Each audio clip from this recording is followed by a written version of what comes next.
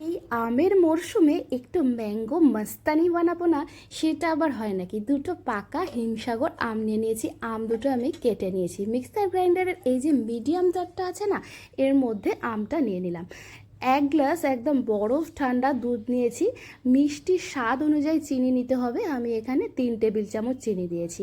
আর দিয়েছি 2 scoop vanilla ice cream.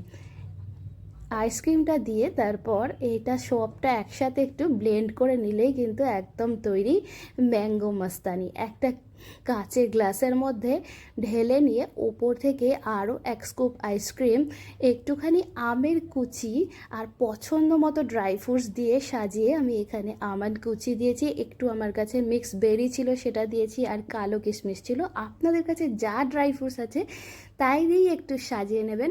ব্যাস তৈরি হয়ে গেল এই ম্যাঙ্গো মাস্তানি। কেমন লাগলো অবশ্যই কিন্তু জানাবেন আমাকে।